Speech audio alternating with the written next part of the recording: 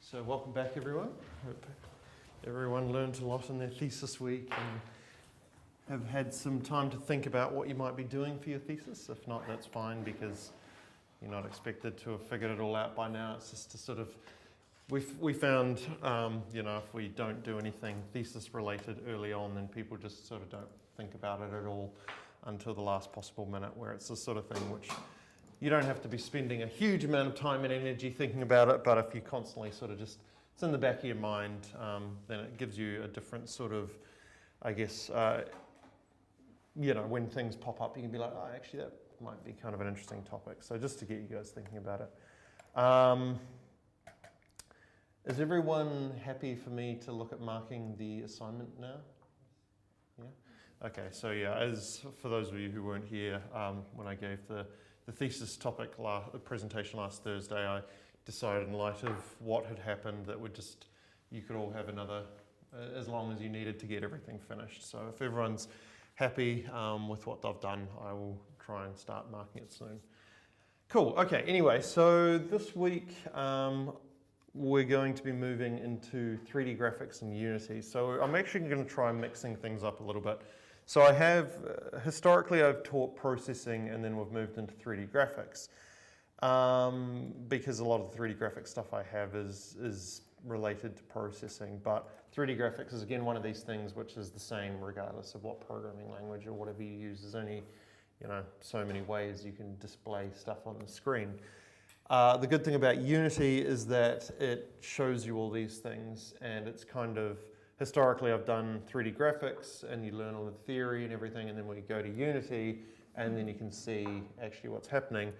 But I thought instead what we'll do this time is we'll try and sort of intersperse the 3D graphics with the Unity stuff so that we can see a little bit about Unity, talk about what Unity is, and then we'll move into, before we get too deep into Unity, we'll move into 3D graphics. And that way we can sort of say, here is a concept like three-dimensional rotation, and then we can jump to Unity and actually do that. So obviously all the stuff you can do in processing as well, but in processing you do it with code, and it's kind of difficult in that if you do it wrong, at worst you don't actually see anything because all your 3D graphics aren't on the screen. Whereas at least in Unity you can actually have a different view and sort of see, okay, where actually are all my 3D graphics gone. So I'm just telling you this morning, this is the first time I've done it in this order, and we might be sort of chopping and changing, jumping between two sets of slides until I sort of get a feel for how we're going to cover it. So just be patient, and again, if I'm moving too fast or I've skipped something, if you feel I've skipped something or I haven't explained it well, do let me know.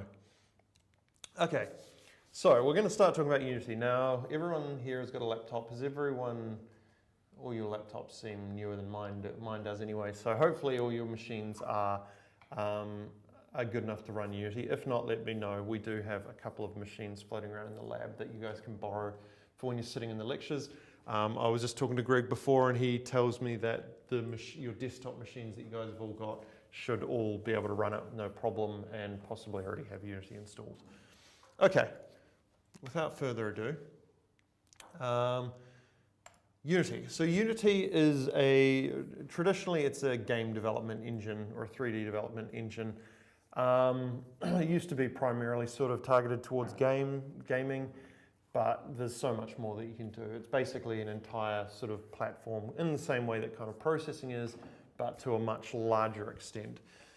So here's the Unity website. So historically and even today, a lot of people think of Unity as being sort of the poor man's game development engine because they really targeted themselves as initially being the affordable thing. So you can download, and today you can download a copy of Unity and for free, and actually you can do all your development in free, and you can actually even release apps on the App Store, release games on PC or a whole range of platforms and sell them, and you actually don't have to pay Unity a dime until whatever organization you're doing it through makes over, I think it's like $100,000 US revenue a year.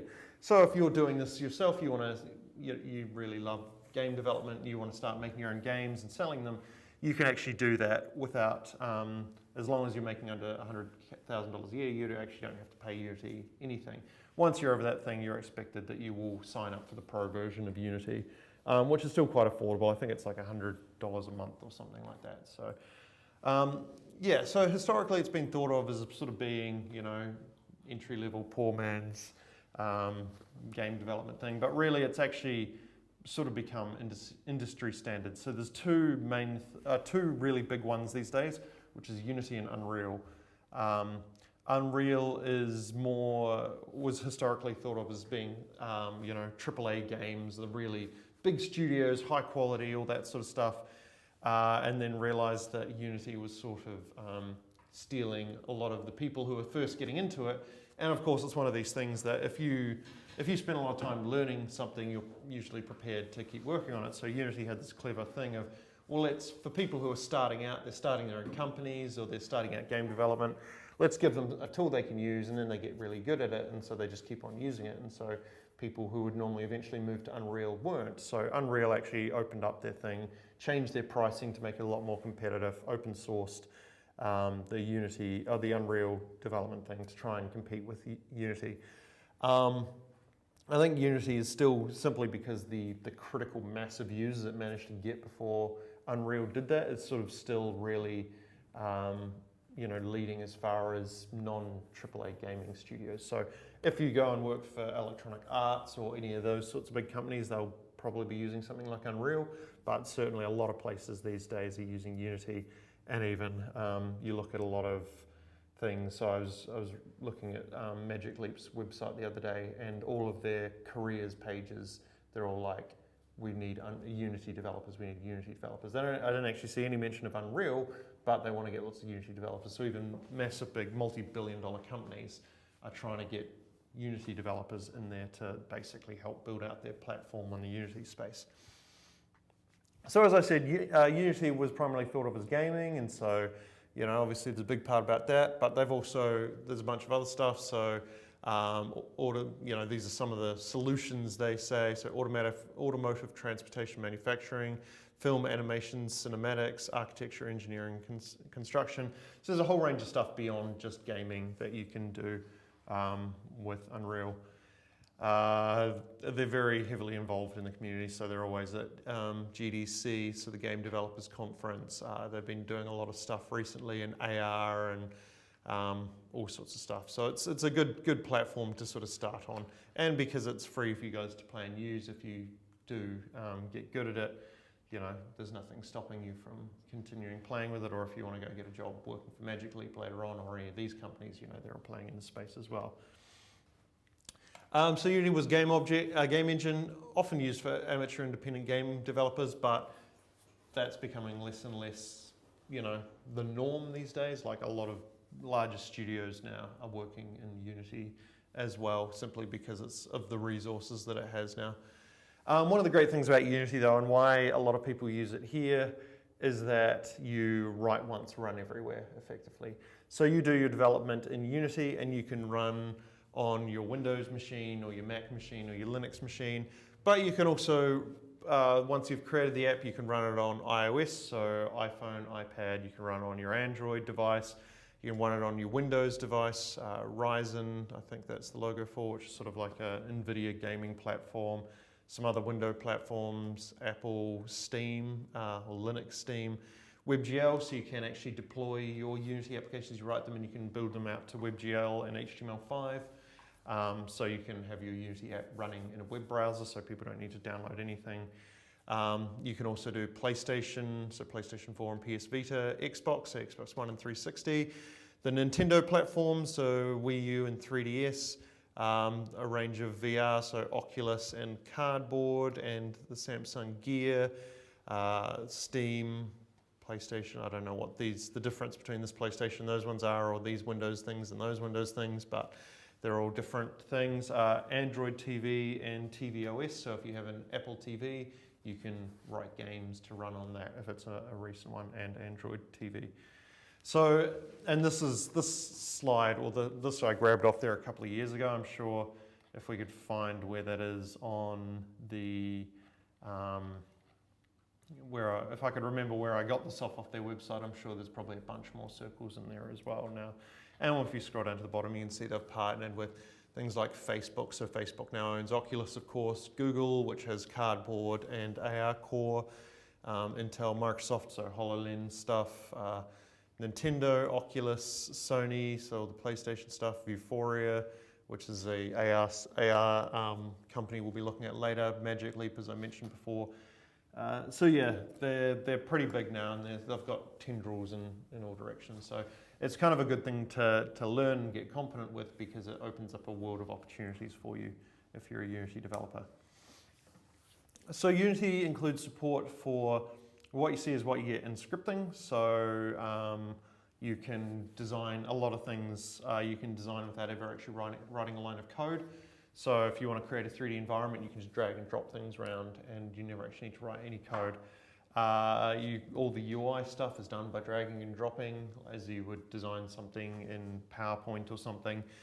And there are even visual scripting tools that we're not going to look at necessarily. Unity, there are some on the Unity has an asset store where when you build stuff, you can sell it on the asset store for other people to use.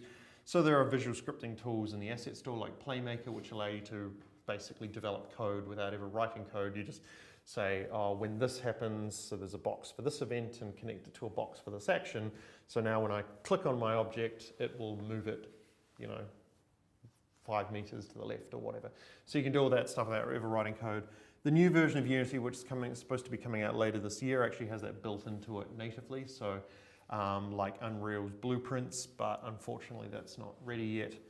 There may be Unity often releases pre-releases, so it may be available in a pre-release, but I haven't looked at it yet. But in addition to all of that, you can do everything in scripting as well. Interaction, so it supports a wide range of interactions, obviously keyboard and mouse, but if you're on a mobile device, it supports touch and multi-touch, and even pressure touch, so the latest Apple devices can tell how hard you're tapping on the screen. If you're on a mobile device which has a compass, so it can tell its direction due to north, inertial sensors, so it can tell where it's moving, gyroscope, so it can tell its relationship to gravity. You can take stuff from camera, from audio, a wide range of stuff. It's got built-in GUI. There's a few different ways of doing that now. We'll talk about GUI a bit later. It can do 2D and 3D graphics, so it used to primarily be 3D, and if you want to do 2D, 2D is just 3D graphics where there is no depth, but then they sort of built it in as a separate, sitting alongside the 3D stuff. So there's a whole bunch of tools and workflows around doing 2D graphics now. Obviously it has a lot of stuff around audio, so in addition to the usual record audio, play audio, it also has like a bunch of different audio filters, so you can, create really in-depth experiences and stuff. I mentioned mobile development, so you can write your code, test it on your PC or your Mac, and when you're happy with it, deploy it straight to iOS and Android without actually having to write any iOS or Android code, which is really nice. Built-in support for AR and VR, and in addition, it also supports things like Vuforia and stuff. So if you want to do any AR, VR work, there's platforms and toolkits to do that. Networking, physics simulation, if you want to, make your experience realistic and have physics simulation.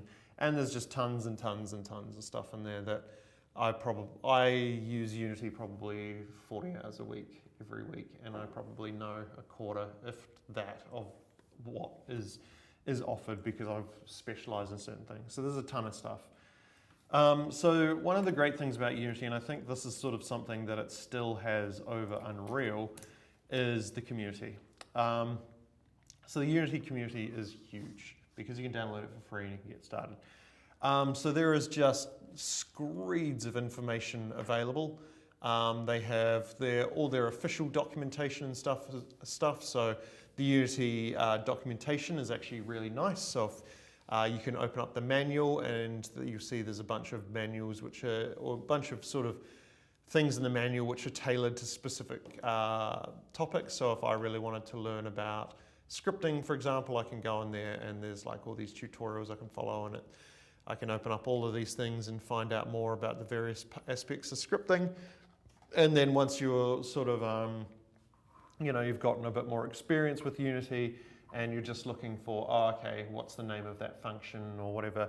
There's the scripting API, which I use all the time. which is more just, okay, here's this Unity function. So for example, if I wanted to do something with, what have we got? Something with video, I can open Unity Edit Engine, so all the stuff Unity can offer is in Unity Engine video, and then open the classes, and you can see there's a couple of classes in there.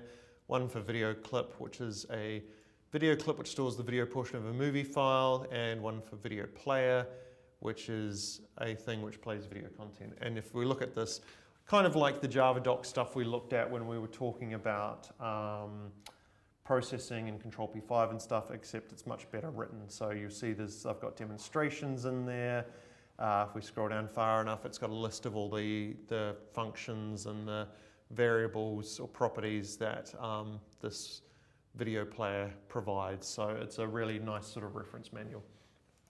So Unity has their own manuals and scripting, but probably what is really great is the amount of stuff which goes on in their forums and stuff like that. So if we go to the forums I clicked on community, and you'll see we've got forums answers and the issue tracker. You'll see there's a whole range of stuff. It's all broken up into various topics. So if I want to know a bit more about graphics, I can open that and continue going through. And you'll see there's tons and tons and tons and tons of posts. So 313 pages on this one subtopic of graphics. And these are people asking questions. And if we look down, you'll see, okay, that one's got 0, but most of these actually have replies, because the Unity community is generally pretty good in that if you ask a question, there's a good chance somebody will answer it for you. And likewise, if you go to Google and you search something like Unity, how to make a 2D game. There's examples on YouTube, but also somewhere in here, or there's also Unity's official tutorials. Probably something would have been better. Unity, how to set up a view frustum. And here we'll see documentation, but guaranteed somewhere down here, anything you have to ask, there will probably be someone else has asked that question. So somebody's been asking about setting the view frustum shapes. This is something we'll be looking at a bit later. And then there's like a bunch of information in here. Lots of people have tried to answer. So it's really great because you're never on your own. There's always someone who's been there before and had that same problem, and someone else who's helped them. Obviously, until you get to the real cutting edge sort of stuff with Unity. But certainly when I did look at Unreal a while ago, and a lot of the time, it's probably better now. This was just after they had changed their licensing and stuff to try and make it more accessible to everyone. But if I'd have a problem, I'd Google it and there'd be no information. Whereas there has never been something which happened in Unity that I've Googled and haven't at least found one other person who's had the same problem, and most of the time someone has an answer for it as well. So that's community. We've talked about the manual as well. The other thing which is really good is the asset store. So Unity has an asset store where if you make something for Unity, you can then put it on the asset store and sell it. And there's nothing stopping anyone from doing this. So if you make a really cool 3D model, you can sell it on Unity if you're a 3D artist. If you are a really good scripter and you write some code to do something, you can put it on the Unity store and sell it. There's a lot of free stuff on there as well, people just wanting to help out. But there's a ton of stuff on there for sale as well, which I'm always a bit loath because I'm cheap to pay money for things. But oftentimes if you think, how long will it take me to write this? A week. And then someone will be selling it for like $5 on the Unity asset store. It's usually a pretty hard sell at that point in time to be like, is a week's worth of my time worth less than $5? So you'd be surprised at how much stuff there is on there. So if, say, we wanted to look for something, so someone name like a 3D model of something that you'd be interested in.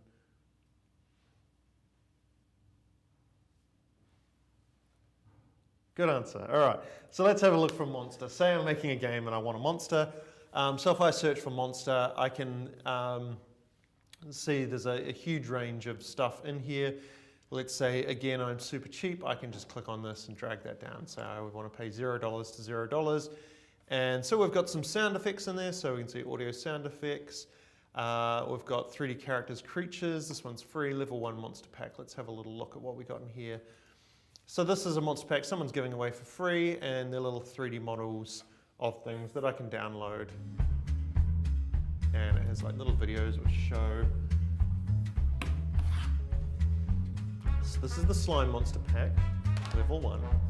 So they're a little cute animated 3D models, and this person's just giving these away for free. And oftentimes what you might find is the person who's got these on here for free, level 2 might cost money. So, you know, you go on there, you can have a play with some of the models they've already created and stuff, and then if you really like them, they've got a bunch more that you can pay for if you want. So in this case, they've got, this pack comes with the slime monster, a bat, a rabbit, and a ghost. So you can download these, and the good thing about everything which is available on the Unity Asset Store, if you buy it or use it for free, you basically have the rights to use it. So you can put it in a product that you sell or whatever. There's none of this, you know, if you're looking for a 3D model, another thing that my company often uses is Turbo Squid. So Turbo Squid is like a place with 3D models professionals can put 3D models. But if I search for something like Mickey Mouse, for example, so here's a really high quality model of Mickey Mouse. And okay, so this one is a royalty-free license. So if I buy it, technically they're saying they're not going to have any copyright claims, but it's editorial use only. So I can't actually make a game out of this thing. So it becomes quite difficult, or if you say, you know, you want to make a game with some cars and you want to use an Audi, again, that one's royalty free, but oftentimes you'll see some which have various restrictive licenses. So you still have to pay for it, but you can actually only use it to do advertising, or you can only use it to do this or that or the other. Whereas in Unity, I mean, copyright aside, like if I search Mickey Mouse here, okay, we'll get 0 results to start with. But if there was a Mickey Mouse on there, just because I use it in the game doesn't mean Disney's not going to come and sue me for using their intellectual property. But I guess that's probably the reason why we find no results for Mickey Mouse on the Unity Asset Store, because they're curating it to make sure that any assets you use on there, you should be able to use without getting into any trouble for. So it's really good, and as I said, there's a lot of free assets on there that you can just start doing. So if you want to play around with stuff, jump on the Unity Asset Store and it's all there for you. And there's loads of support available online. Okay, so let's get started with Unity. So we go to the Unity homepage and we click on Get Started up in the top corner. And you can see here, whether you're a professional, team, freelancer, or hobbyist, or a total beginner, there's Unity planned for you. So there's Unity Plus for hobbyists who want to accelerate their learning and development. There's Pro, which if you're earning over a certain amount a year, you have to purchase, but again, it's only $125 a month. My internet connection is like $100 a month. So, you know, when you look at it like that, it's actually not a big deal. And then there's Personal, available to use if your revenue or funding, raised or self-funded, does not exceed 100K a year. So even if you decide you finished your MHIT and you want to go make games or make things in Unity, if you're earning less than 100K, and I'm pretty sure that's US a year, you can actually just use the free version of Unity, which is kind of nice. So let's have a look at the personal one to start with. So click on Personal. You'll see there's the terms and agreement, and we can download. There's 2 different things here. The Unity Hub is something they've created recently, which allows you to have multiple versions of Unity side by side. If you do a lot of contracting work, like I do in my company, we often have we're working with clients who are using multiple different versions of Unity. So at any point in time, I usually have about 3 versions of Unity online on my machine. And that is, the Unity Hub was basically developed to support that. So it's a thing it's a launcher effectively for other versions of Unity. But if you just want to do one, you can just download the installer, and that will download the installer. And then when I run this,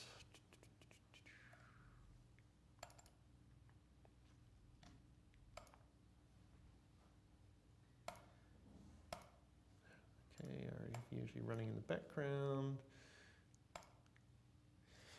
Cool, so here's the Unity installer. So first there's the introduction, then there's Unity terms of service, blah, blah, blah. And then we get to this part, which is probably the most important part in the Unity installer, and this is basically which components you want to install.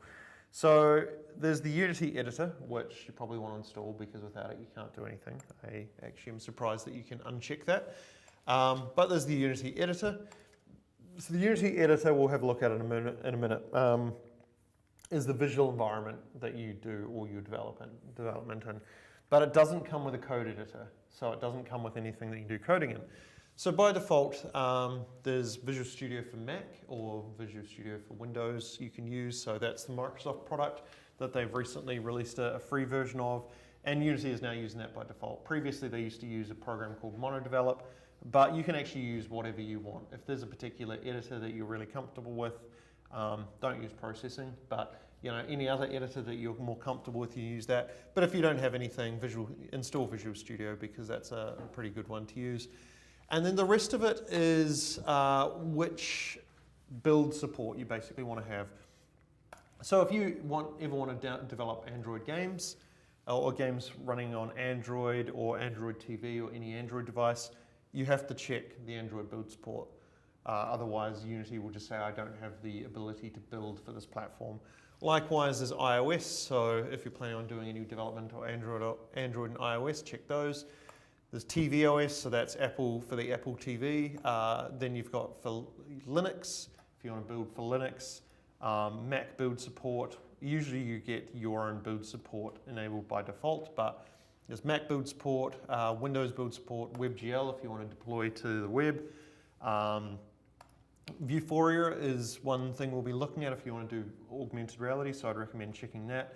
And so check everything that you want and then go through and that will download and install everything on your device or on your computer. I already have Unity, well, several versions of Unity installed as I mentioned, so I'm not going to follow through that process. But that is all something that if you haven't already started, and you've got the space on your computer, why not do it now?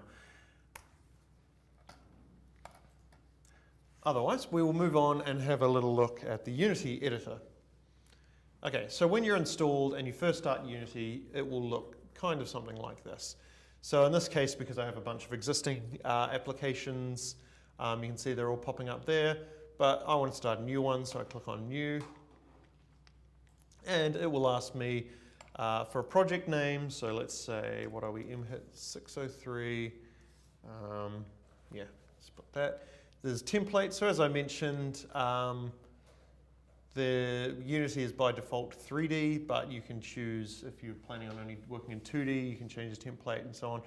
Really, that just sets up Unity. You can always flip between them at a later date, so it's usually just easiest to leave it at 3D. The location where you want to put it, so I'm just going to stick it on my desktop.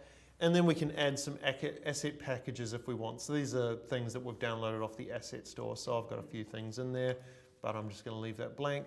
And if you want, you can turn on Unity Analytics. So Unity has built-in analytics in the recent versions.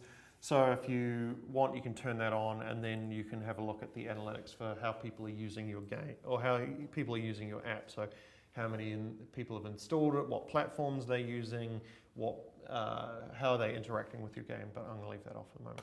And I'm going to hit Create Project, and then that will spend a little bit of time setting everything up. So any questions at this point in time while that's running away? No? Is everyone installing Unity or already installed it? So it is quite a big thing, unfortunately. So if you don't have a lot of space on your MacBook, I'm constantly running out of space on on your laptop, sorry.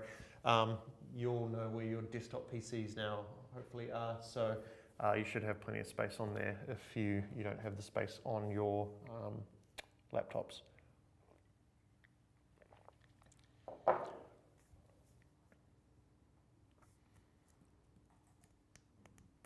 Okay, well while that's taking us a little while to get started up, let's have a look at the Unity editor. So anyway, when it pops up, this is what we will see. This is the Unity editor. Your one may look slightly different because I have the Pro version of Unity. It comes with a darker skin, but that's pretty much one of the few differences between the paid version and the free version now, is that the paid version is a nice, slightly darker grey colour because everyone loves a darker grey colour. There are a few other things, but certainly not as much as there used to be. Okay, so here we go. Here is the Unity editor. I've got my new project and it's all started. So there are a few things that have popped up here in these various windows. So again, this may look different. This is how I set my Unity up. But all of these windows, so you can see here, they've got all these little tabs. You can actually drag these around to lay out Unity however you want. But this is the way, whoops, damn it. This is the way I like to have my one set out, more or less. I actually like that one all the way down the bottom. There we go. Put that one next to it. So you can line that up however you want. You can also go into the window and layouts, and there are a bunch of different default layouts that Unity provides depending on how you want to look. So mine is basically the default. I changed a little bit, but that's okay. So let's have a look at what these various windows do. So the first thing we want to have a look at is the scene window. So the scene window you can see is this top one here, and it is a 3D environment, and I can use my mouse. Actually, I probably should have also suggested, for those of you who haven't brought a mouse, probably worth bringing mice to plug into your laptop next time. You can do everything with the trackpad on your computer, but having buttons and stuff makes it a bit easier. So here's the scene, and we can see it's like, basically there's the sun, but it's a ground with a horizon, and we can look around it in all different directions, and there's a few other bits and pieces. There's a camera over here, and there's a light source over here. So in my scene, if I use my left button, I can click and drag to select objects. If I use my scroll button, I can zoom in and out. And if I use the right mouse button, I can drag or change the direction where I'm looking at. You can actually click up here as well. So you see in the top left, we have a bunch of different tools. So if I click on the hand tool, the left mouse button will move the camera around rather than selecting things anymore. Then I have some other things for moving various objects. I think on Mac, if you select the hand tool and you hold down the option button, it changes it from drag to change direction and so on, but using a mouse is just much easier. So what the scene tool is a scene tool you can think of as like a stage if you're designing a play or whatever. So I'm just going to pop a cube in my scene. So you can see I've just popped a 3D model of a cube in my scene, and I can move around and see where that cube is from all different directions. I can click on that cube to select it, and then I can use some tools. So I can use a tool to move the cube around in space. There's the move tool to move it in space. There's the rotate tool that I can use to rotate its position in space. There is a scale tool that I can use to scale it in various dimensions, or scale it in all dimensions at once. And there's a couple of other tools. This one here allows me to do rotation, scale, and moving all at once. And this other tool here is for UI elements. But so the scene is basically a stage. I can put some objects in here. So let's put a sphere in as well. Move that over there. Let's make it a bit bigger. I can put some objects in my sphere, in my scene, and I can move around and see where they all are. But that's really just helping me lay out things. When we are actually developing a game or an application, what we're going to do is we're going to have a single view into that application, and that view is defined by the camera. So if you think about, is anyone here a gamer? Not really. Okay, well hopefully at least you get the idea of games, but let's use a different thing. Let's say we were making a TV show. So if we were making a TV show, for example, we'd have actors and we'd have the scenes and props and all that sort of stuff, and we'd lay them all around. But as people who watch a TV show, we're not capable of just moving wherever we want through it. We have a director who basically very carefully chooses what they want us to see. And in game development and in Unity, we have the same sort of idea, the same sort of metaphor. So when we have a scene, we're basically working behind the scenes to set up, put our actors in place to set up the environment, all the props and everything. But what the person who actually plays our game is going to get to see is shown in the second window, the game window. So at the moment, I open up the game window, and you'll notice I can't actually do anything with the game window. I can't click, I can't drag, because this is basically the experience that the user gets. So at the moment, you can see the user can see that cube from this direction, and the sphere is actually not visible.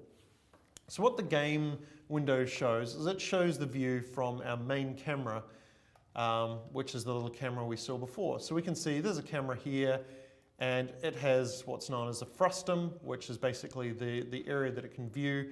And at the moment, the camera is pointing in this direction, so it can see the cube, but the sphere isn't quite in its frustum, so it can't see it. So I could move that sphere back up, and now we can see it is in the view of the camera, so we have a little preview down here. So we can see those two things, the sphere and the cube are in there now. But what I can do is I can also move the camera around, and we can see as I move the camera around, it changes its the view that we get. Changes the view that we get in the preview. So this is basically like me moving the camera around as if I'm the director in a TV show. And if I go back to game, we can see that's now changed. So the scene view basically allows us to set up where everything is in our entire environment, or our entire application, our entire film, whatever it is we're making. And the game view shows what the end user is going to get. And likewise, if I push play, so the play button, which will start the app experience, you'll notice that it automatically takes me to the game. And now any scripts that I've written to do stuff, or any physics simulation, whatever, which happens will only happen once I click play. So for example, if I put a rigid body, which is a physics thing on this cube, and I hit play now, we'll notice that that's going to fall because it's had a rigid body, which is a physics element. It's now affected by gravity, and because you can see use gravity is checked there. When I hit play, all the physics simulation will start, all the scripts will start running, and that cube will fall towards gravity. I can still go back to my scene and see, there goes my cube, it's falling, but that's just to help me figure out where everything is, what everything's doing. The game view is what the user is going to experience. So there's a few. So that's the scene view, allows us to set up the scene. The game view allows us to see what the user is going to experience in our game, in our application, and also when we click play, we'll get taken there automatically. So down here we have the project window, and the project window is actually just a file browser. So we can see here we've got favorites, which I've never actually used before, but we have this assets folder and packages. If I right click on assets and go reveal in Finder, you'll see this will pop open my file browser window. If you remember, I named the project MHIT 603, so there it is. There's an assets folder, and in that it has a scenes folder, just like that folder there. And if I open that, you'll see there's sample scene.unity. If I open that, there's sample scene. So the project window is literally just a file browser, which is in there. But the good thing about that is, let's say I'm going to grab a 3D model that I have kicking around elsewhere. So I'll grab one that we've used in my company for a project. So you'll notice this is assets folder. So this is one of my company's products. We have a ton of stuff in here, but I'm going to grab this one. So I'm going to grab this file. So an FBX file is an animated 3D, it's an Autodesk 3D model file which can contain animations and everything.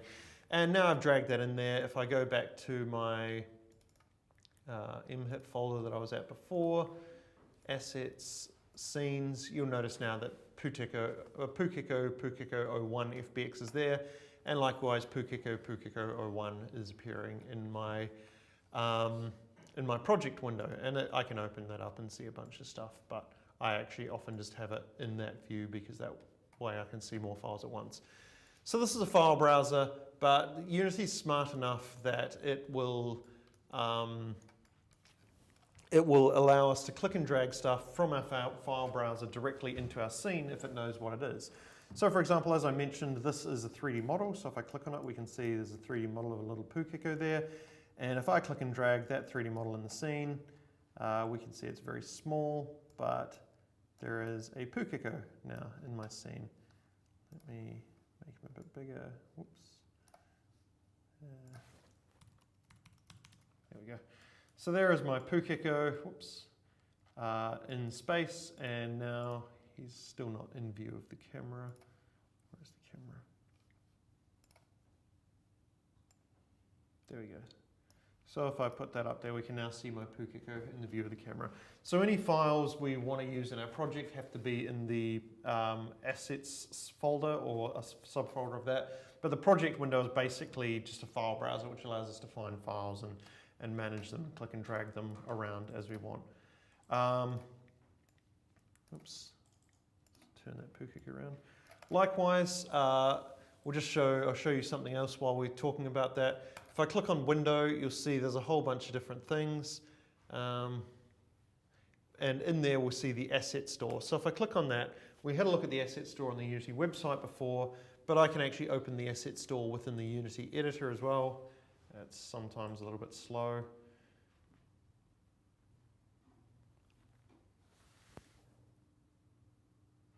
And there's one of those days.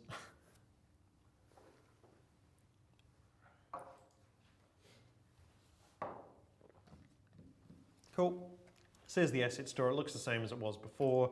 Before we searched for monster.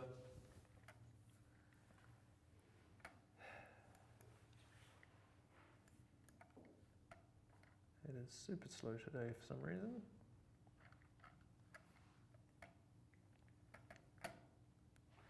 Okay, well anyway, if we went to the Unity asset store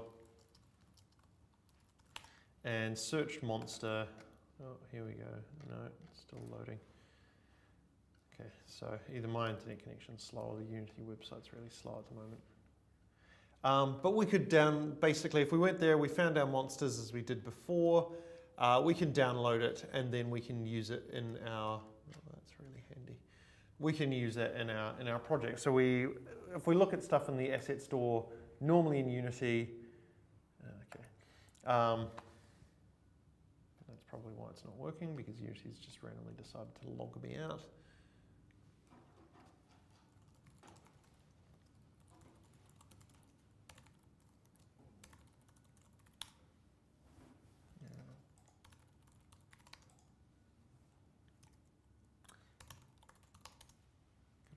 Remember what my password is because I had to change it a million times. There we go. No, yes, no, yes, no.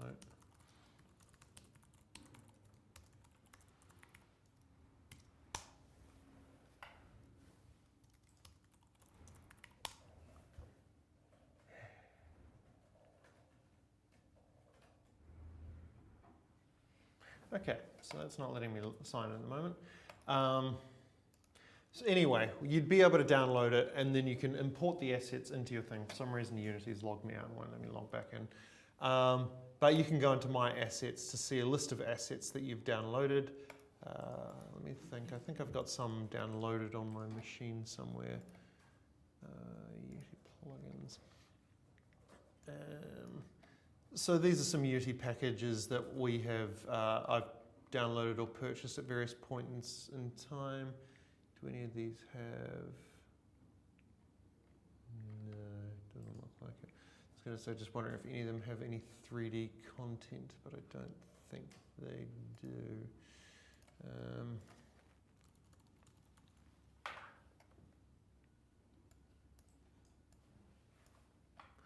Okay, so here's one that we've downloaded at one point in time. So this is something we've purchased off the Unity Asset Store, which is for a killer whale. So if I import that Unity asset, it'll take a little while, but when it's done, you can see now in my assets folder, I have a new folder for animated killer whale, full version. If I open up that, open up the scene that's in, you can see now we've got these killer whales that we can use in our project. But let's go back to our original one. So here's my Pukeko and my box and my thing, box and sphere. I can open this and drag my killer whale out into the scene. So you're basically just importing stuff in there and then it becomes available to you and you can click and drag them out however you see fit. So that's the project window. In the break, I'll try and get Unity to actually let me log in so we can look at the asset store in a bit more detail.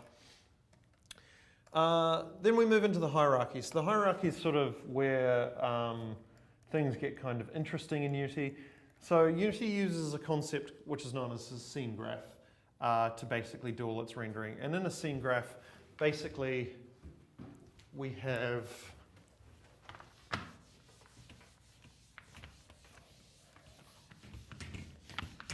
move this out. We have a relationship between various objects such in a tree sort of form. So if I say it's the root of my scene, and then what I can do is say in my things I have a cube, and I have a sphere, and I have a pukeko. So what this scene graph means is anything which is a child of anything else has all the same transformations applied to it. So if I move my cube left and right, because this is not a child of it in a tree form, so when I talk about a tree, I'm talking about something which can look like this. So each of these nodes can have 0 or more children. In this case, we only have 3, a cube, a sphere, and a pukeko. We're just ignoring the whales for now. Anything that I do to the cube won't affect the sphere and it won't affect the pukeko because they're not children. But if I moved this sphere so that it was now a child of the cube, if I move the cube left and right, it's also going to move the sphere left and right. If I rotate the cube, it's also going to rotate the sphere. If I resize the cube, it's also going to resize the sphere, and so on and so forth. And usually represents that relationship with this hierarchy over on the side. So the sample scene is effectively the root, so everything is a child of that sample scene, but sample scene, we can't actually do anything with it. So effectively, we're dealing with that top level. So we can see in here, we've got a bunch of things. We have the main camera. So that's the camera that is going to render everything that we see in Unity. We have, let's get rid of these killer whales for the meantime. We have the main camera. We have the pukeko that I dumped out here before. So it's in the sample scene. We have a light, which is lighting the scene. Then we have my cube, which is no longer really a cube anymore. And we have the sphere. So all of these are sitting in their own at their own level. So if I move this pukeko, we'll notice that the cube and the sphere stay where they are. So what if I wanted to do like we've done here? So I want to make the sphere a child of the cube such that when the cube moves, the sphere moves as well. Well, all I have to do is click on the sphere and drag it on top of the cube, and you'll notice now the cube has got a little arrow next to it and sphere is indented. That means that it's now a child of the cube as we saw before. So if I move the sphere, because nothing's a child of it, it'll stay, or it'll move around, nothing else will move. But if I move the cube, the sphere now moves with it. And likewise, if I rotate the cube, the sphere will rotate around it. Or if I scale the cube, the sphere will scale accordingly. So this is what's known as a scene graph. So everything inherits whatever transformations are done to the objects that are its parents. So I could also then make the pukeko a child of the cube. So now when the cube moves, both the pukeko and the sphere will move. But what I could do is I could actually make the pukeko a child of the sphere. So now when the cube moves, it also moves the sphere and the pukeko. But if I move the sphere, the cube will stay where it is, but the sphere and the pukeko will move. And if I move the pukeko, it'll move itself.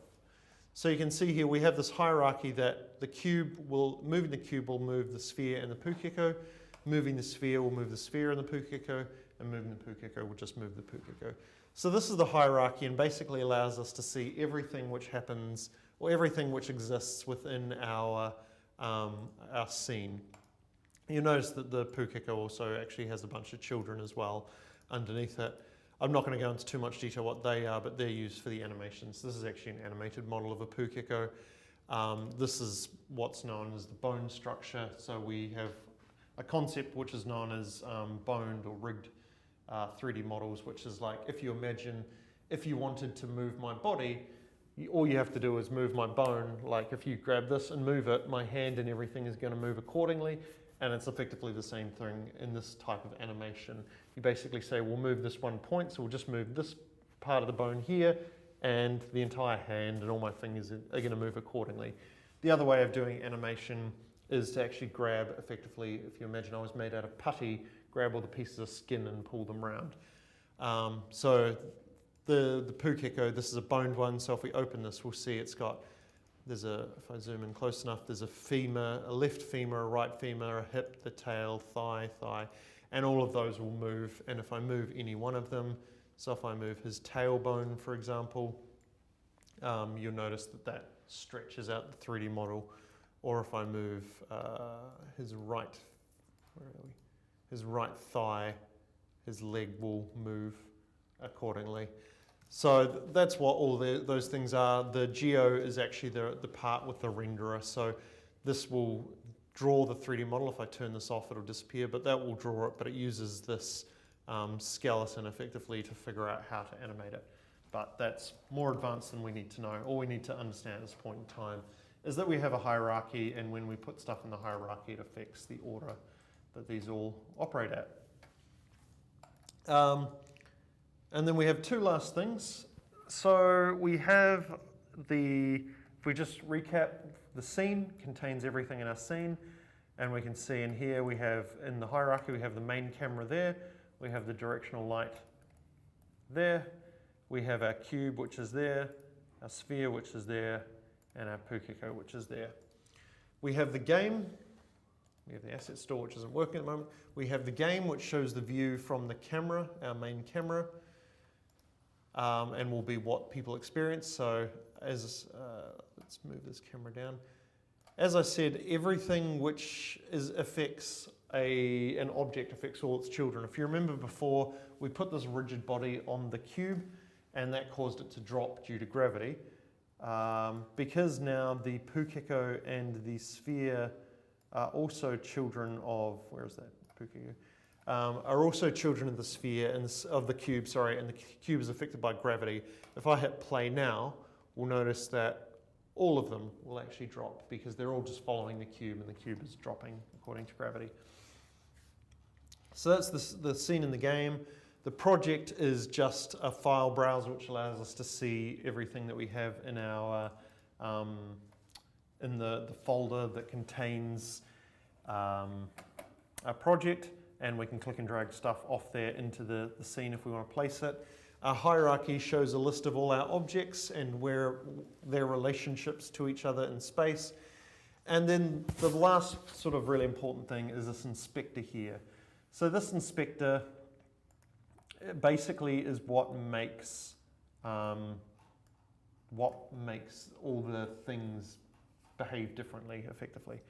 So in Unity, we have this concept which is known as a game object. So if you'll notice, we've got up here a menu, which is called game object, and I can say create empty, and you'll notice we have a game object pop up in our hierarchy. And when I click on it, you'll see that we can see that we have a little thing to move it in the editor. But if I zoom in on it infinitely, it'll eventually disappear. You'll notice that there's nothing there. It's just it's like a point in space. There's actually nothing on that point of space. And effectively, everything in Unity works in that way. So everything in Unity is a game object. That is nothing which exists in space. What makes things behave specially is the fact that they have behaviors attached to these game objects. So let's say I deleted my main camera for whatever reason. So my main camera is gone now. We no longer see it in the hierarchy. If I go to my game, it will say there's no cameras rendering. If I try and run it, we're not going to see anything because there's no camera. It's like trying to film a TV show when you have no camera. There's nothing to show. So what I could do is I could go into game object and I could click on camera, and that will create a new camera, and now everything's happy again.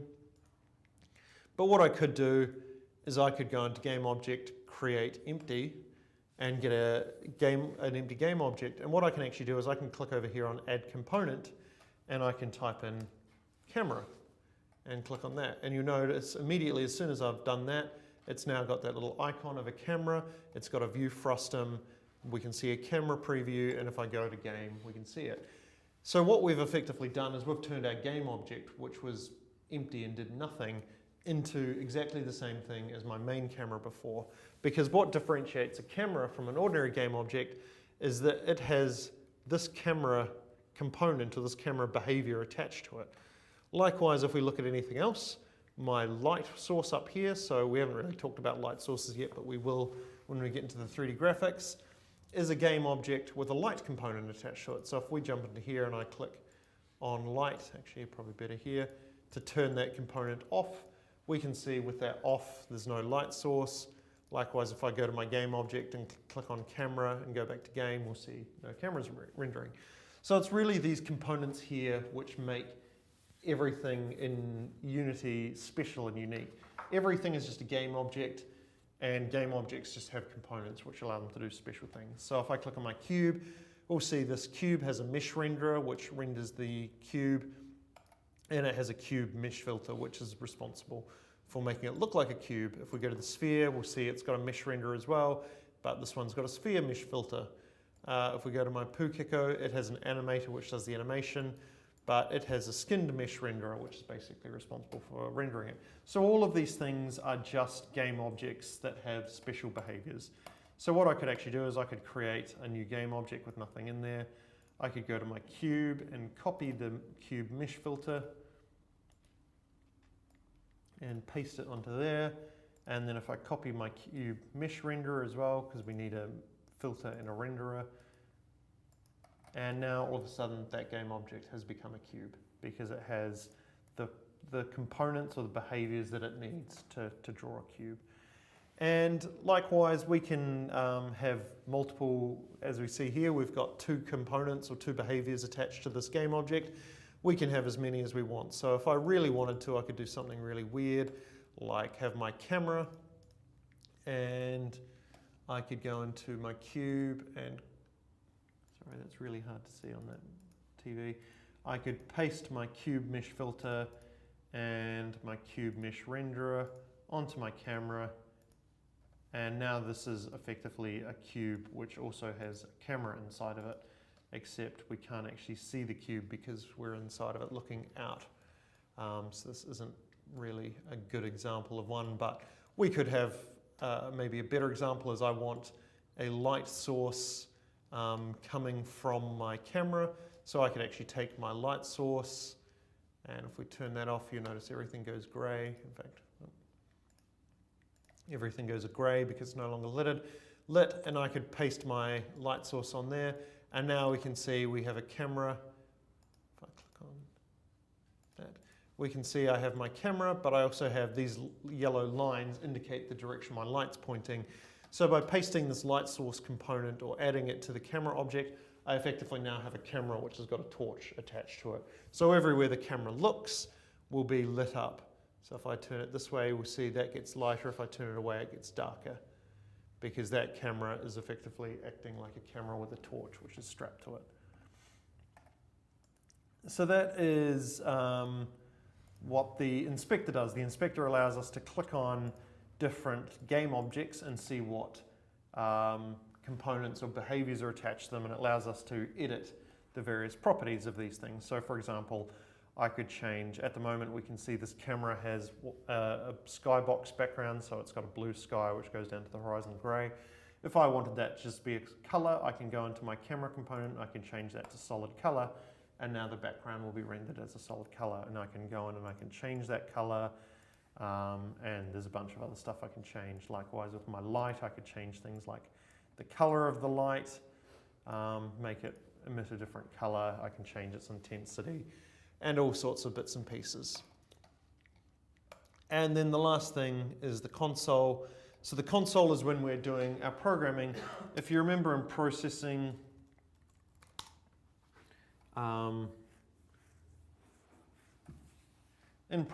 if we did something like, once this loads up, really need a faster laptop.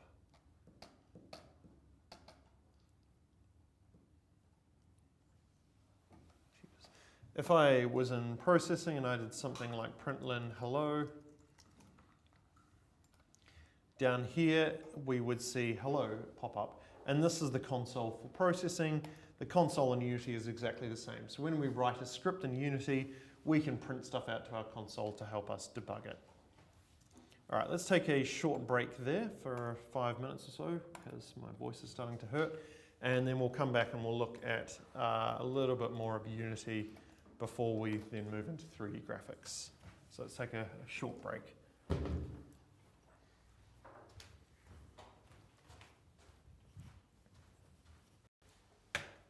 Okie dokie.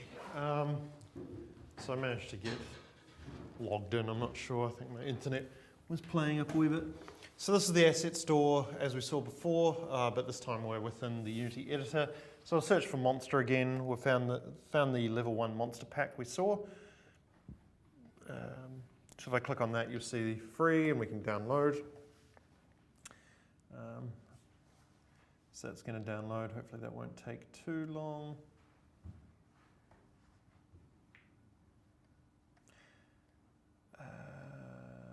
Yeah, we'll come back to that in a second.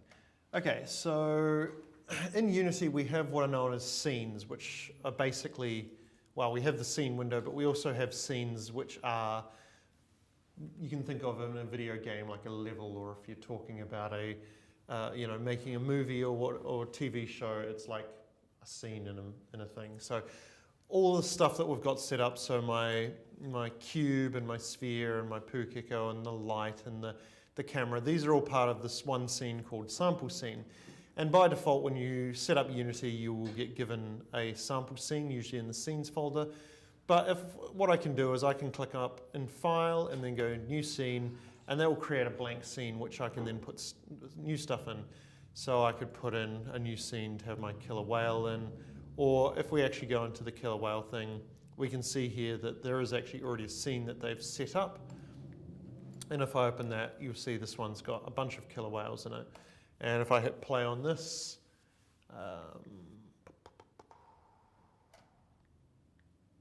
so in this particular scene, they have 3 killer whales which are animated. I'm not sure what the difference between them are, but they are swimming around doing their thing, and then we've got 3 which is just sitting there. So this is the scene for these killer whales, but if I wanted to go back to my other scene, I can just double click on that again, and now we're back to where we were with my cube and sphere and camera and everything. So that's what scenes are. Basically, you can have as many as you want, and you can flick between various scenes, but it's always a good idea if you want to try something that you're not sure how it's going to pan out. Maybe create a new scene, save your current scene, create a new scene, try it, and then go back, because there's more than once I've accidentally deleted stuff and then had a nightmare trying to recreate the scene that I'm in. Okay, so this monster pack has finished downloading now. So I can click on import, and that will pull it into my thing. So if I click on import, we'll get this little pop-up window saying these are all the files it's going to pop in. I can check or uncheck them if I want, but I'll just click on import, and that will bring everything in. So it has to pull in all the files, and the reason it takes a little bit of time is because as it pulls in all the files, it's optimizing them. So you can see here, these are all .jpeg files, so they're images, so it'll be optimizing them, compressing them for the most efficient format for whatever platform I'm using. So for example, iOS has its own texture format that it re-encodes everything to. But it's finished now. So we have this new folder, level 1 monster pack. If we look in that, it's got a bunch of different folders: images, materials, models, prefabs, and scenes. So images are, as you would expect, just a range of images. So in this case, it's the various textures. Materials we'll talk about a little bit later on, but they're basically something which defines how the 3D model looks. So what texture is applied, what sort of surface is it? Is it shiny? Is it matte? How does it reflect light? All that sort of stuff. The models are like we saw with the pukeko, so they're models that we can drag out there. Prefabs are a special thing in Unity. It's basically a game object that is stored to disk. So, you can store a game object, its position, any scripts you've attached to it, any modifications you've made, and then when you click and drag them in, it will have all those components and everything attached to it. So I can click on Open Prefab here to see this is what, if I click and drag this bat green prefab in, this is what's going to get dumped in my hierarchy. So just to show that, let's close that. If I bring in bat green, we'll see all this stuff is brought in, and it's all set up. So it's got the animator in there, it's got the mesh, it's got all sorts of bits and pieces set up. Where is this bat? There he is. And there's often times when you download something like a 3D content, it will have a demo scene that you can open, and it will have, so these are the various So in this case, there are 4 models. There is our ghost, our bat, our slime, and our rabbit. And there are 4 different textures for each one. And I'm guessing they're animated. And if I hit play, we will probably be able to see, whoops. No, these ones actually aren't animated. So they're just sitting there. And also they haven't put the main camera anywhere that can see it. Unity has a bunch of useful tools. Here's one here. What I can do is if I've moved my scene view somewhere where it would be a good place for the camera, I can actually select the camera and go Assets, no, where is it? Game Object, and Align with View, and that will actually put the camera at the same place as my scene view is, although it's too close. And so now when I run it in my game, we'll see we have that view. None of these guys are animated, which surprises me. Do the models have animation? Yes, they do. So the models are actually animated. So you can see here with the bat, it has a, whoops, it has a flap animation, or what's it called? Bat and idle animation. It has a move animation. It has an attack animation, damage animation, and what does that say? A die animation. So these actually do have animations, they're just the 3D models in the scene haven't been set up with them. I will talk about how we do that a little bit later on. But for now, let's say we want to create our first scene in Unity, so we create a new scene. So the things we have to be aware of is the main, do I want to talk about this now? No, let's come back to this once we've talked about 3D graphics, because I haven't explained what projections or clipping planes and stuff are at the moment. Okay, so that is a brief introduction into what Unity is and what it looks like. Now we're going to go over on a tangent to 3D graphics. Normally I would have skipped Unity until later, but it's kind of nice because when we're talking about 3D graphics, we can actually go into Unity and I can show you exactly what the what we're talking about in the scene editor, so we can move around and play with stuff. We don't have to do it all in code, which is nice. Okay, so 3D graphics is we're going to spend the next wee while talking about that in relation to processing, and both processing and Unity. This is sort of what we're going to be covering. It's probably going to take us maybe 3 or 4 lectures to get through this. So I apologize if you find this boring. You're just going to have to write it out, I'm afraid. But we're going to start with primitives. So we're going to talk about, what is a 3D model, what makes up a 3D model. We'll talk about transformations, how we can move 3D models around space, cameras and view volumes, how do we take something like our scene view in Unity and draw that on the screen. How can we light our scene to make it look good? How can we apply textures to make things look nice? And moving into more 3D models.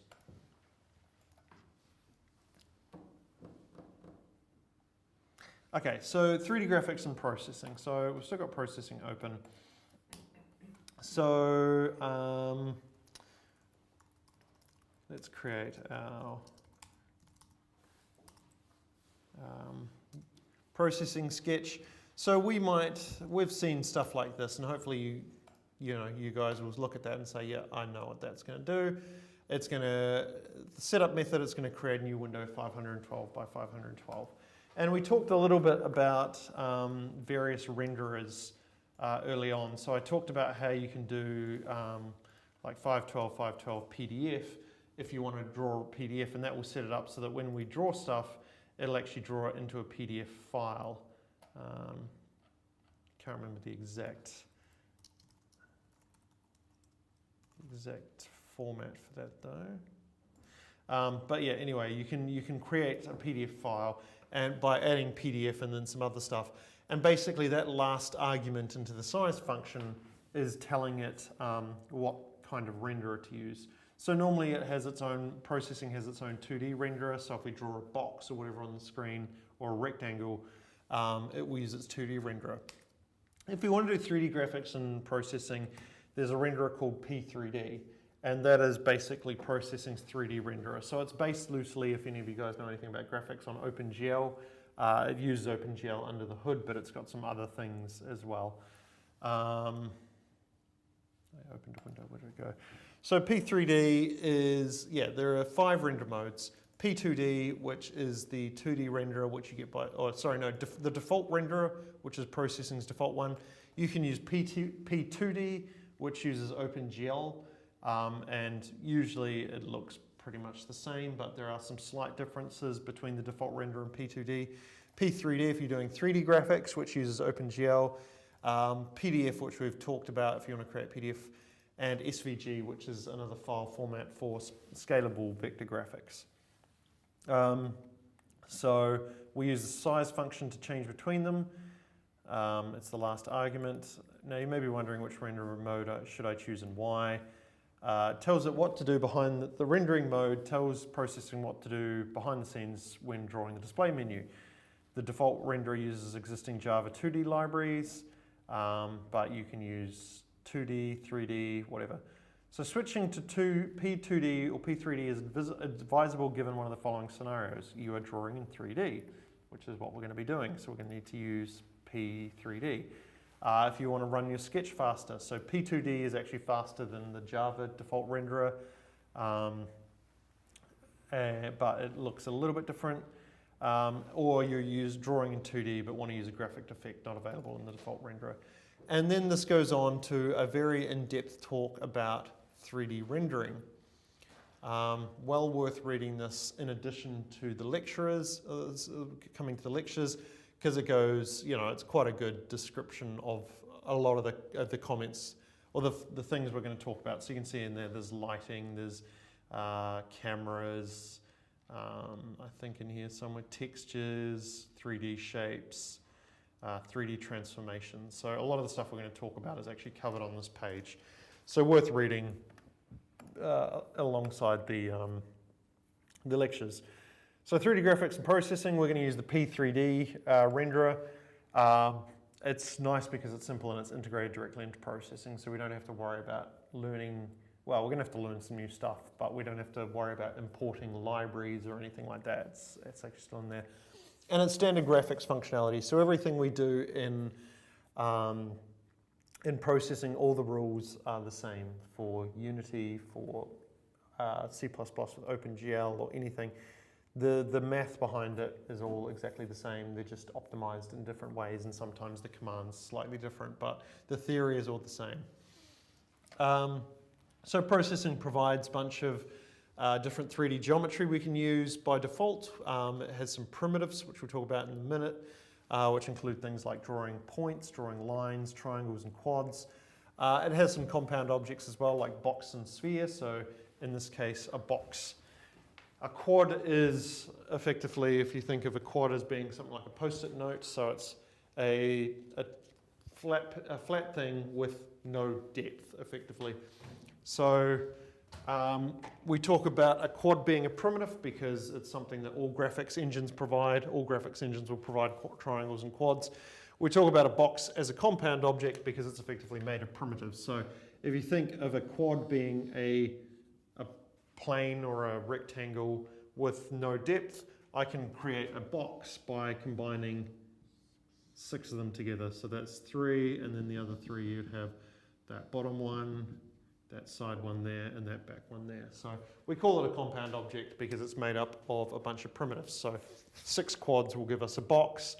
A sphere you can make out of a bunch of triangles, effectively. We will look at some examples of that soon.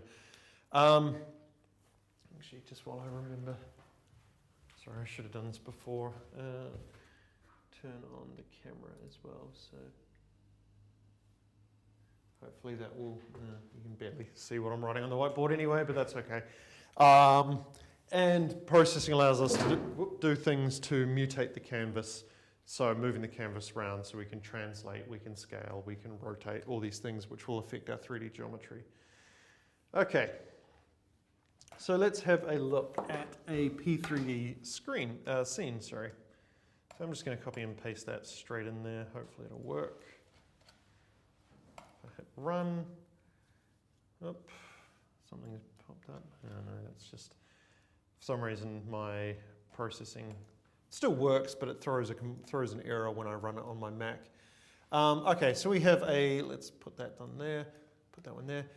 We have a three-dimensional scene here. We have a box, and we have a mesh sphere, effectively.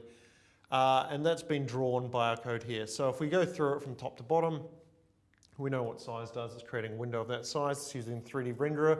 We're setting the background to 0, which is black.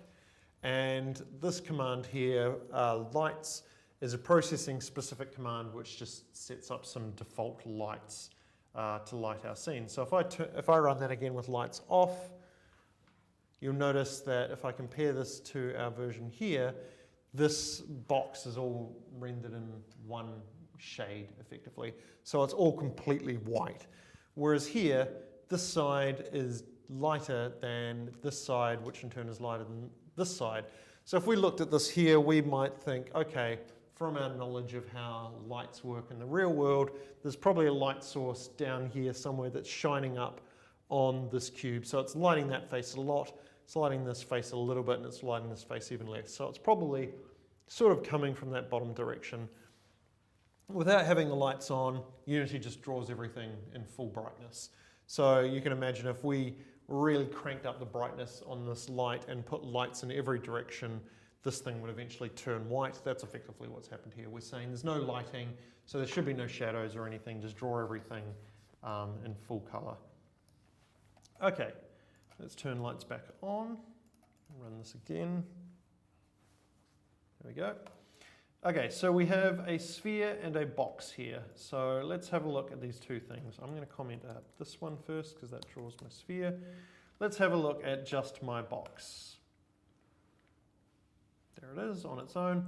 So the first thing we see is no stroke. Now, if you remember from when we were talking about two-dimensional graphics, we had fill and no fill and stroke and no stroke. And this actually works in Unity, in 3D graphics as well. So if I say stroke 0, that will turn on. Stroke is the outline. If you remember, we have fill and stroke. If I set stroke 0, that's going to say draw the outline in black. And it's a little bit hard to see on the TV, but if you try this on your desktops, you'll see that there is actually now a black outline around each side of that cube. Yeah, it's again pretty hard to see. Let me grab a screenshot of that. And let's do another one with no stroke and grab a screenshot of that. Open that one. Oh, it's only going to let me do one at a time. That's annoying. Let's open these side by side. Right, so one of these. So you can see here, this is the one with no stroke. So you can see there's a little bit of aliasing where the two edges meet, but there's no border, there's no boundary line here. This is with stroke on. We can see there's a very definite black line around each side of that cube. Okay, so that's what that no stroke is doing. It's turning off the outline. We have this push and pop matrix. Don't worry about them for the moment, but effectively that's just saying save the current position, and this one's saying load the current position. So by doing this, we're saying, okay, we're going to move the world around. The way 3D graphics works without a scene graph gets a little bit confusing, because what we effectively do is, rather than saying put this cube at this space and this orientation, everything, we have kind of like almost like a three-dimensional mouse pointer that we move to a certain place, and we say, okay, put my drink in that place.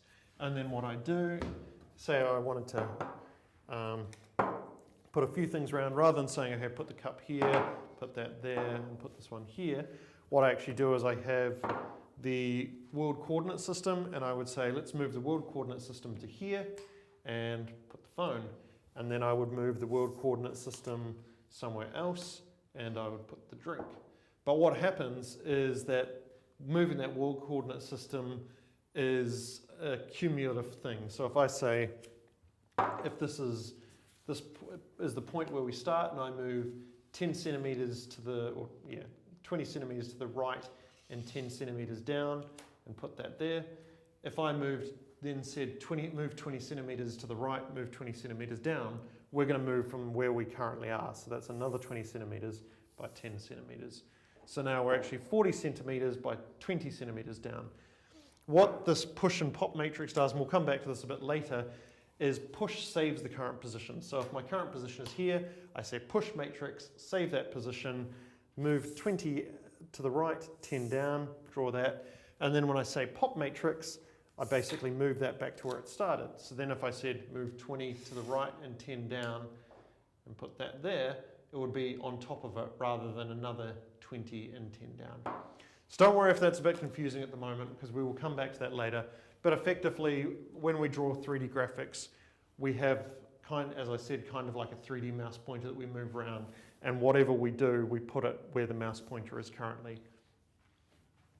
And the push matrix and pop matrix just allows us to store where we were. Okay, so let's have a look at what else we've got. We've got push matrix and pop matrix. We're not going to worry about that too much at the moment. We have this translate function, and what translate is move. So translate, we're basically saying move the current position, the world coordinate system, 130 units to the right, half the width of the screen down, and now we have, just like if we were to draw a rectangle, would have the position from the top left. Now we've got a third coordinate, which is the depth into the screen. So in this case, we're saying 0, just leave it at the default depth. So let's have a look what happens if we change some of those numbers.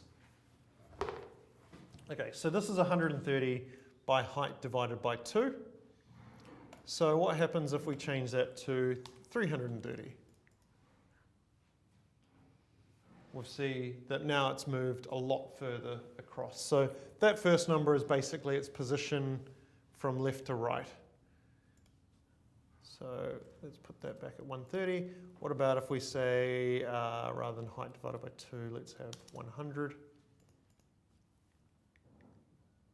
Okay, so now that's closer to the top corner. And if I change that to 300, that's close to the bottom corner. So that first number is effectively moving it left to right that way. The second number is moving it top to bottom that way. So if we change that back to height divided by 2. So just remembering what that looks like. And then if I set this to 100, it's kind of hard to see, but it has actually moved slightly closer to us. So what I could do is I could actually set that to -100, because keep in mind all of these are two-dimensional, and now it's moved slightly further away from us, so it's actually slightly smaller than it was before. So that last number is its distance away from us, so as it moves closer or further away. So that's used to position. Then we have these two rotate functions. So if we look at this example, again, so this is remembering what it looks like by default. If we get rid of this rotate comment, let me pull that up, we can see that the rotation is slightly different.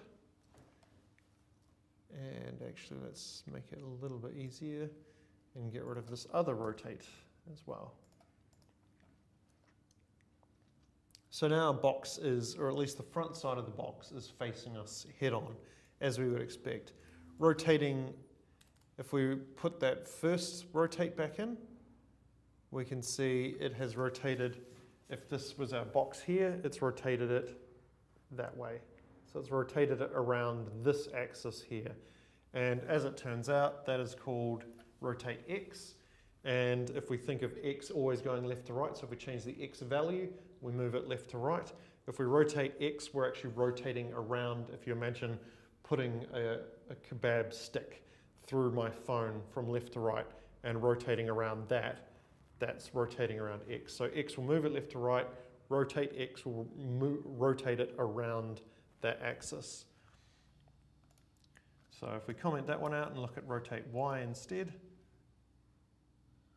that has moved it. It was like that before, but it's rotated it slightly that way. So again, rotate Y, or sorry, if we translate by Y, it moves it up and down. If we rotate by Y, we're rotating it as if we have a kebab stick or something stuck through it going up and down. So that's rotating it that way. So those two, if we now have both of those rotate methods in there, what we've seen is it's rotated it slightly that way and then slightly that way, or something to that extent. It's a little bit hard to tell because all the sides of this cube are the same. This white side is not necessarily the same white side as we saw before. It's actually probably that one that we're looking at because it's rotated that way and then pointing down like that. Okay, so that's the cube.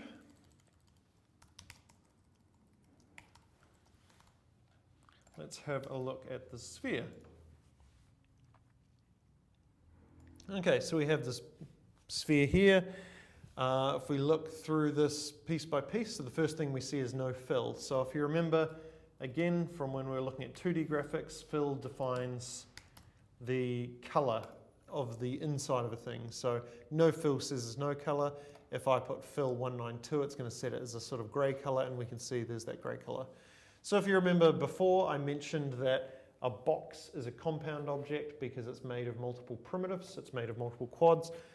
And then I said a sphere can be made up of a bunch of different triangles. We can actually see quite clearly all the different triangles which make up the sphere now. So triangle there, and triangle there, and triangle there. And all those triangles together make up that sphere. So the no fill is basically saying don't draw anything inside the outlines. So we can actually see the front and the back of the sphere at the same time, which makes it a little bit confusing. Stroke, as we saw before, is the color of the outline, so in this case it's white.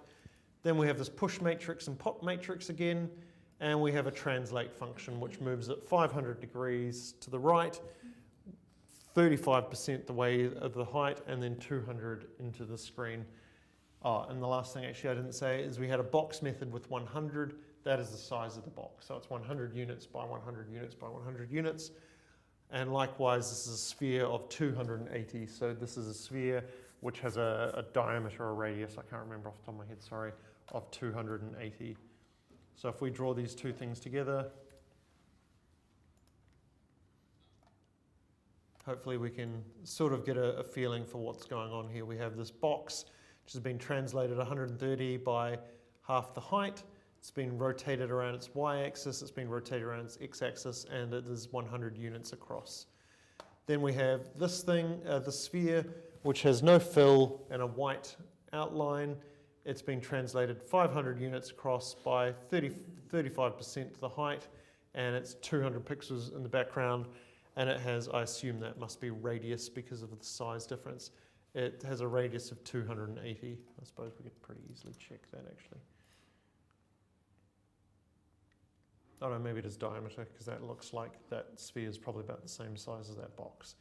So if we make it 100, those are the size of that box from across one dimension should be the size of the box in the sphere, or the size of the sphere, sorry, in the diameter. Cool, so does that make sense? Everyone's more or less comfortable with the bits and pieces we've seen there? Obviously there's a lot of stuff going on there, and you know, I'm not expecting you guys to be able to go out and write this or even break down what the various parts are, but hopefully from doing what we've just done there, sort of breaking it down, changing each line and seeing what's happening, you guys could sort of figure out what is going on there. But that's a P3D scene anyway. So moving into some primitives. So I talked about how we have primitive objects and compound objects.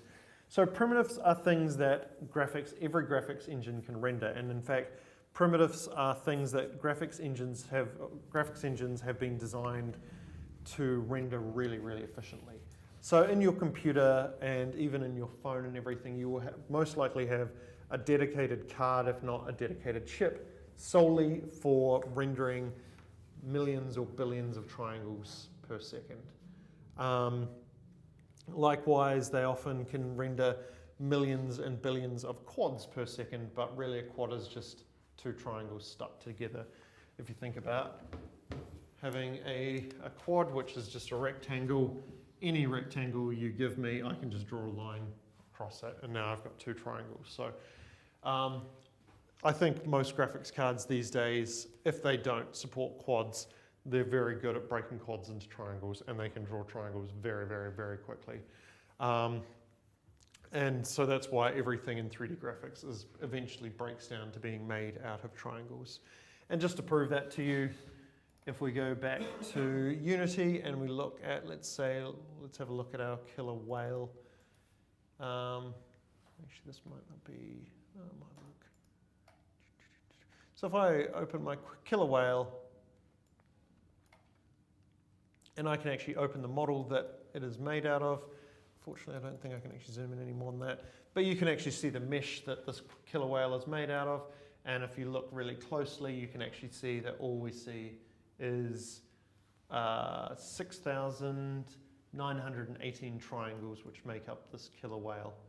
So the entire body of the killer whale is just made up of a ton of triangles because, as I said, graphics engines and the graphics card in your computer or phone, whatever, are really, really good at drawing triangles. So there are a few other primitives which exist in addition to triangles. And if we want to draw them in processing, what we can do is use this begin shape and end shape method. So you notice this is where I stole these pictures from. So if I want to draw some points, for example, in processing,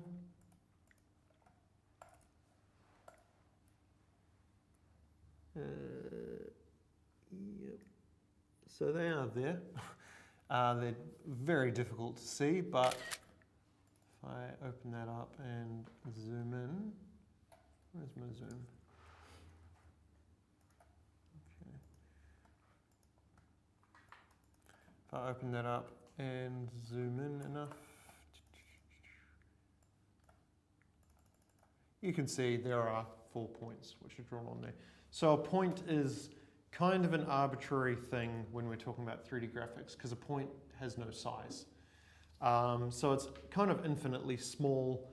As a result, they usually end up getting rendered as a single pixel because that's the smallest thing we can kind of have on a computer.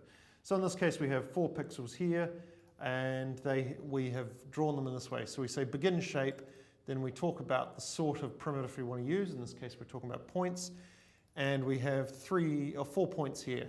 So we have one at 30 pixels, 30 pixels from the left by 20 pixels down, I think was it? Yeah. Then we have one at 85 pixels from the left by 20 pixels down. We have one at 85 pixels from the left by 75 pixels down, and one 30 pixels from the left by 75 pixels down. So those are our 4 points which have been drawn on there, and because they're infinitely small, we render them as a single pixel. So not really particularly useful unless you want to render each pixel individually on your computer, which you don't really want to do because that's a nightmare. So another one we have is lines. And what lines will do, so a point, when we give points, it takes, So we have begin shape, and then we have the name of the shape we want to, or the name of the primitive points, and then we have vertex, which is basically a position in space. So we have a position, we have an X and a Y, and we can optionally also have a Z. So if I said 30, 20, 0, okay, I need to first say P3D, because otherwise it will complain, as we can see in this vertex with X, Y, and Z coordinates can only be used with a renderer that supports 3D, such as P3D. So if I set that as P3D, again, you can barely see them, but there's a point there, a point there, a point there, and a point there, which are our 4 points. So begin shape tells it to start drawing a primitive. Then we give a bunch of vertices which define the points which make up that primitive, and then we say end shape when we're done. So for points, what we do is we take each point and we draw them as a single pixel. We can also have lines, and what lines do is it will take every set of 2 vertices. So it will get vertex 1, vertex 2, and it will use the first one as the start point of the line, and the second one as the end point of the line. And then the first one is the start point of the line, and the second one is the end point of the line. So as long as it is a multiple of 2, lines will draw lines. If I have a non-multiple of 2, you'll notice that I only get one line because it has no second point for that second line. So it basically is just ignoring that third one. So points will take one vertex at a time and draw a single pixel there. Lines will take 2 vertices at a time, and it will draw a line between them. So that's basically the zero dimension and 1 dimensional primitives. And then we have the 2-dimensional primitives, which include triangles and quads and everything. So hopefully, I think they had, this one here. So the most simple triangle primitive is just called triangles. And what that will do is it will take 3 vertices at a time, and it will use those to draw triangles. So if I draw this up on the board,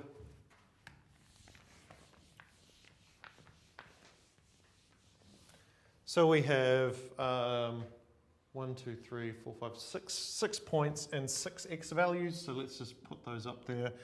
We have 30, 40, 50, 60, 70, 80. And then we have 2 sets of y values, 20 and 75.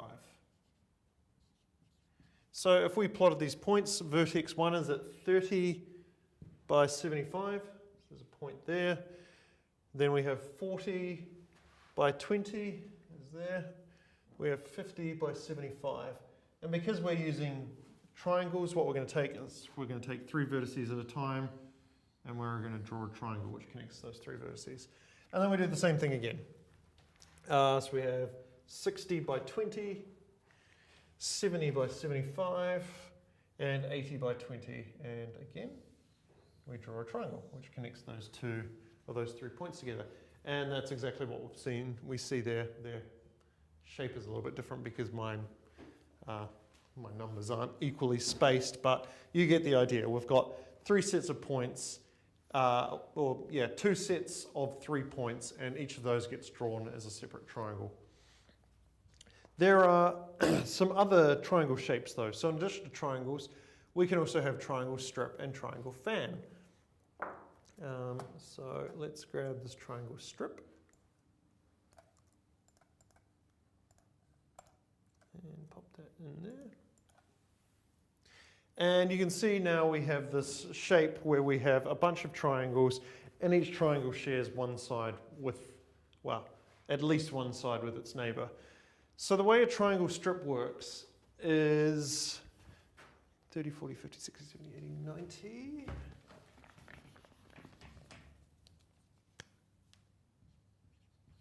And 70 and 25, that's handy. The way a triangle strip works is it actually takes the first triangle we draw, we take 3 points, and then for the next triangle, we only take 1 point, and that is the additional one. So I'll show you what we're talking about. So we start 30, 75, 40, 20, 50, 75.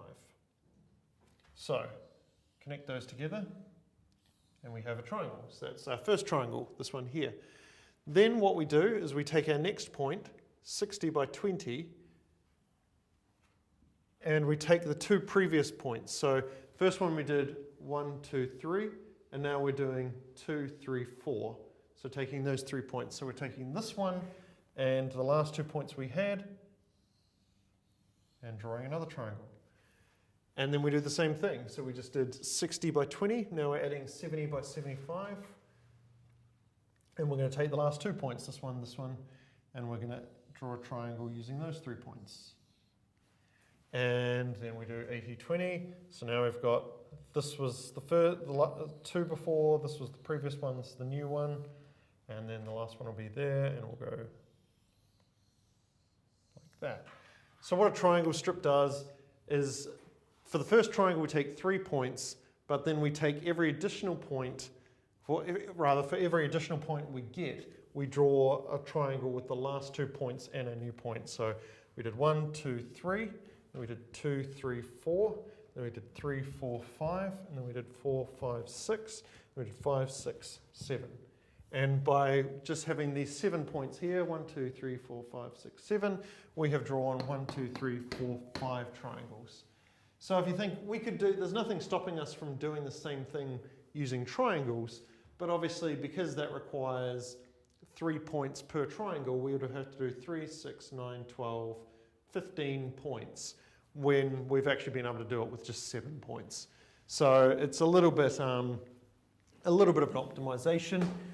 And if we look at something like, we go back to our whale here, and unfortunately that's as zoomed in as I can get it, I think.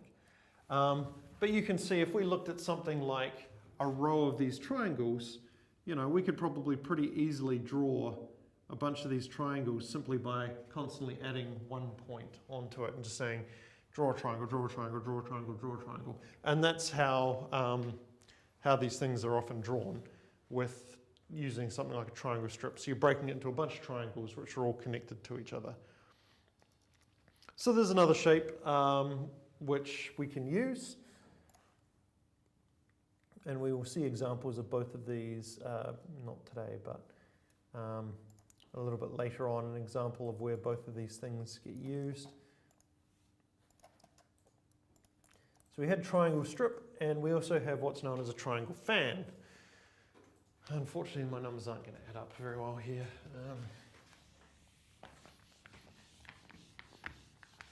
So what do we got? 57.5, 50, 50. Okay. That.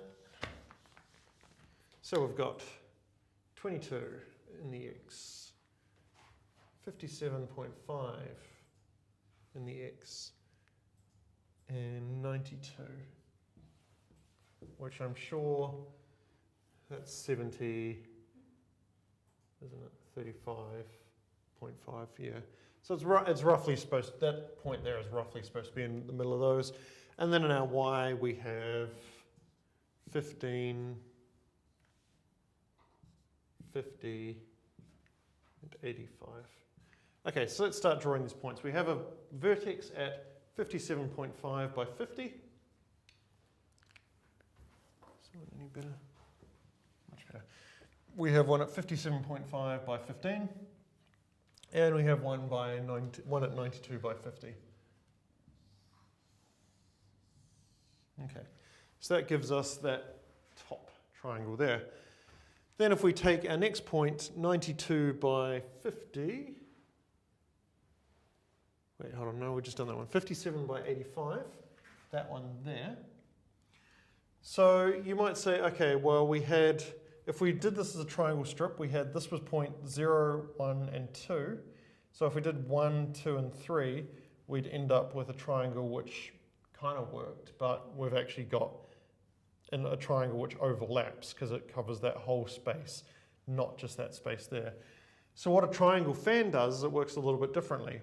If we call this point 0, what we do is the first three, so this is 0, 1, and 2, first 3 points we draw a triangle, and then what we do is we always take point 0, the previous point, and our new point, and draw them together. So we're going to go, we went 0, 1, and 2, now we're going to go 0, 2, and 3, and that gives us our bottom one.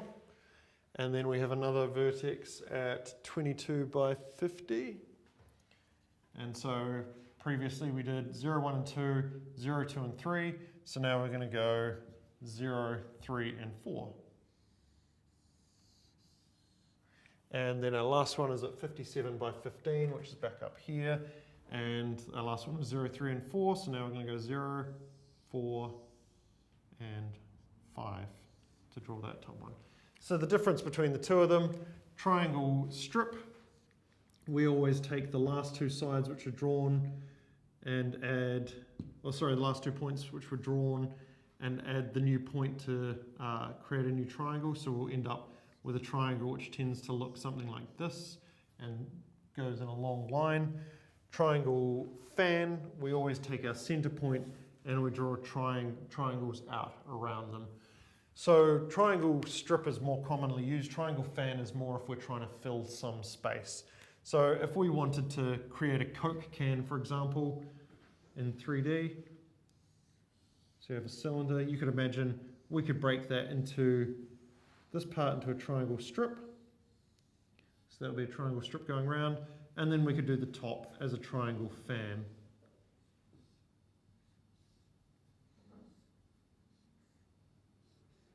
And so on and so forth.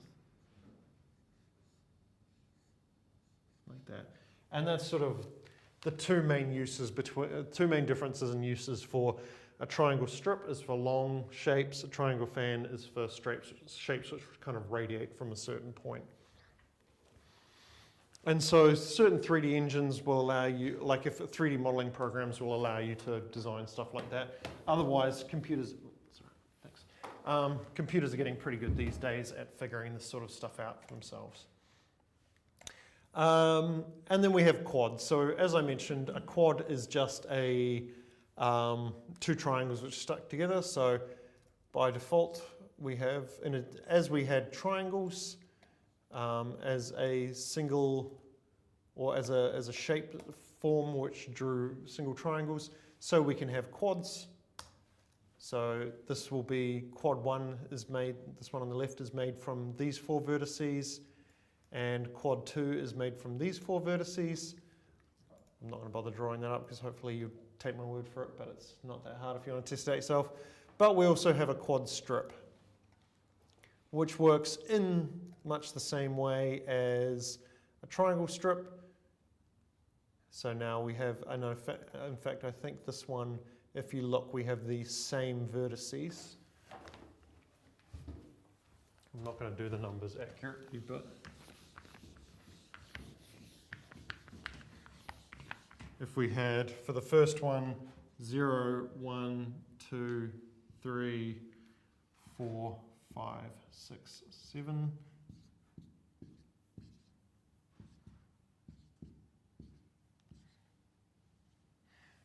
So just using quads would go 0, 1, 2, 3, that's a quad, and 4, 5, 6, 7, that's a quad. For the quad strip, all it's doing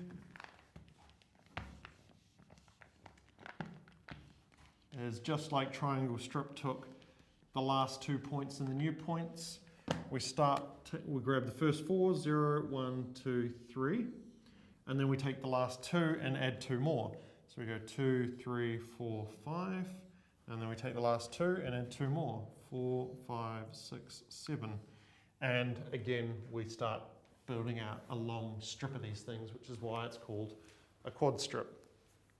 Quads and quad strips, well, certainly quad strips you don't really see that often. Quads are not that uncommon, but as I mentioned, like a lot of graphics things will break everything down into triangles simply because triangles are more flexible, more easy to deal with. And again, if we look at our whale here, you can see there are things in here which could arguably be a quad. So I mean that piece of it, the whale there looks like it could probably be a quad, but in fact it's just 2 triangles side by side. And the entire body of the whale is made up of triangles. And we can see down here there are 4,075 vertices and there are 6,918 triangles.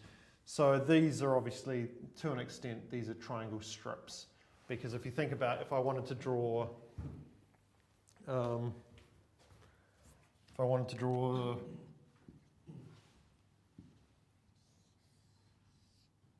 something like that, I could either have triangles and I could say vertex 0, 1, 2, and then 2, 3, 4, which, oh sorry, no, that's not right.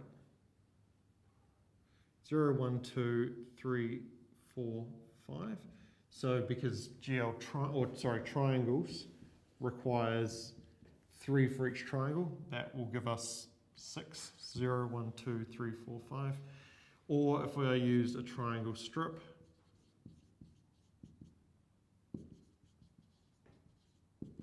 we could just get away with 0, 1, 0, 1, 2, and then 1, 2, and this would be 3, which would give us 4 vertices total in order to draw a square.